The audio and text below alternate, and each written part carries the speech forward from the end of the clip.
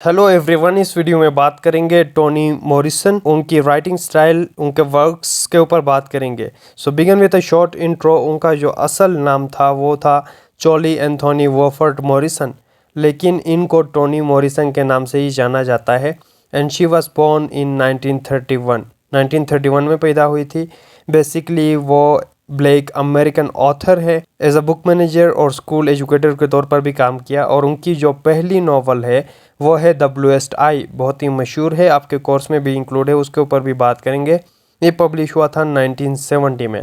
The king of Solomon 1977, जिसकी वजह से उनको National Book Critics Circle Award भी मिला। And she also won Pulitzer Prize for the, उनकी जो दूसरी नॉवल है बिलाउट मशहूर है।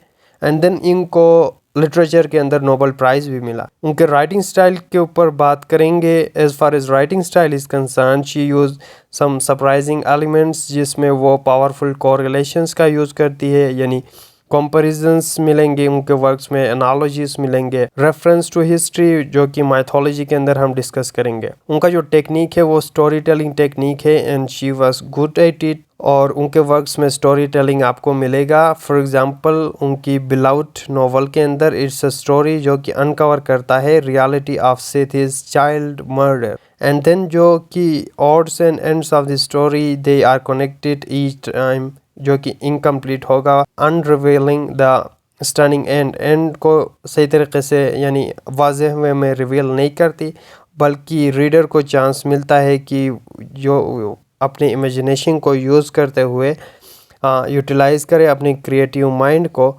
ताकि वो एक इंटरेस्टिंग एंडिंग स्टोरी का खुद बना सके। And then reference to history की हमने बात की थी, वो माइथोलॉजीज के अंदर आएगा, वो रेफर करती है हिस्ट्री को। And then she use some mythologies. Morrison's work as a stand between the story situated in history and account situated in a legendary poetic structure. For example, उनके वर्क्स में आपको मिलेगा ब्लैक हिस्ट्री, यानी जो black Americans की history, particularly वो लिखती है अबाउट ब्लैक के बारे में ही लिखती है। और ये स्टोरी भी ब्लैक अमेरिकन्स के बारे में ही है कि वो किस तरह डिस्क्रिमिनेशन या रेसिज्म के शिकार है। अगेन उनके वर्क्स में फोकलोर स्टोरीज या अफ्रीकनिज्म देखने को मिलेगा आपको। And then selection of character की जब हम बात करें तो वो अपने वर्क्स में वाइट करेक्टर्स को यूज़ नहीं करती, बल्कि उनके जो मेन करेक्टर्स होते हैं वो ब्लैक पीपल ही होते हैं, ब्लैक करेक्टर ही होते हैं। फॉर एग्जांपल ब्लूएस्ट आई में आप देख ले, प्रोटैगनिस्ट है पिकोला, वो भी ब्लैक ही है, जिस she faces a lot of discrimination and racism. So basically वो मेन कैरेक्टर्स ब्लैक को ही चूज़ करती है। एंड उनका जो इंक्लिनेशन है टूवर्ड्स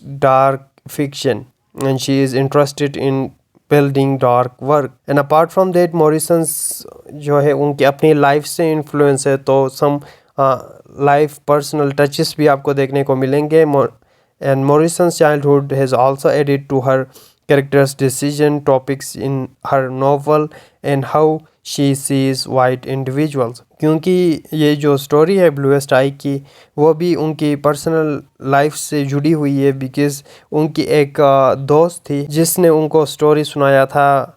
सो उसी स्टोरी से इन्फ्लुएंस होकर उसने ये नॉवल लिखी है। And her father was the principal patron towards her point of view towards the whites. और ये उनके फैमिली में भी ये था कि टूवर्ड्स वाइट उनका वो देखते थे कि वाइट्स को कि वो किस तरह डिस्क्रिमिनेट करते हैं ब्लैक को। And Morrison has depicted her father's bigot mentality towards white. At this point, when she was 2 years, her family house was put to fire while they were in it. So बहुत से मुश्किलात उनको अपने personal life में भी face करने पड़े। So use of biblical references उनके वर्क्स में मिलेंगे। फॉर एग्जांपल ब्लूएस्ट आई या किंग ऑफ सोलोमन को देखो, बिलाउट को देखे, मॉरिसन इम्प्लाई करती है biblical references. For example the song of Solomon के अंदर आप देखें, ये अलूड करता है स्क्रिप्चरल थॉट्स या टाइटल ऑफ द नॉवल और कैरेक्टर्स के नेम में।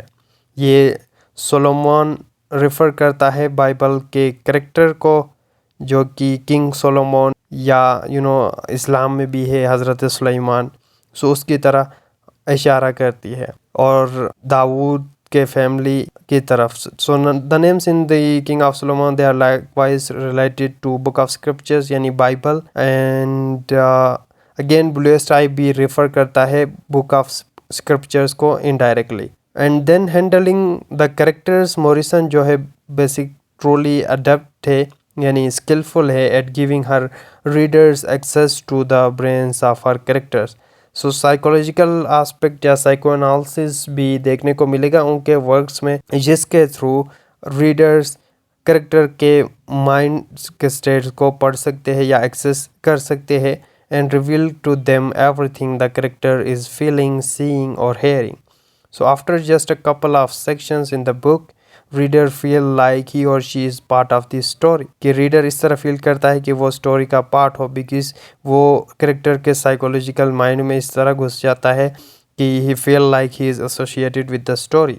and Bluest Eye के अंदर आप देखें, in spite of the fact that the primary character जो है पिकोला है, The greater part of the story is told through the fundamental storytelling Claudia। एक नरेशन नहीं है, एक से ज़्यादा नरेटर्स है। सो मल्टीपल नरेटर्स का यूज़ अगेन कोर करेक्टरिस्टिक्स इनके वर्क की।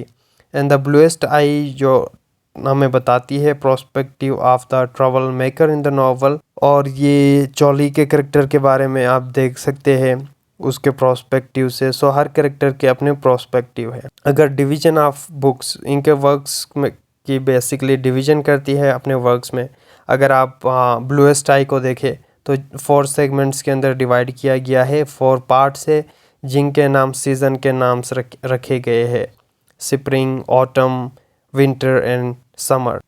इस तरह के डिवीज़न है, और इस डिवीज़न का भी एक मकसद होता है, एक मीनिंग कन्वे करना होता है। वो हम डिस्कस करेंगे डिटेल के साथ कि सीजन्स की क्या सिग्निफिकेंस है और क्या मीनिंग कन्वे करती है नोवेल के अंदर। और इनकी जो बिलाउट है वो भी 3 एरियाज़ के अंदर डिवाइड किया गया है। सो इसी तरह की डिवीज़न उनके दूसरे वर्क्स में भी मिलेगा। So this is about Tony Morrison. Thank you for watching this video.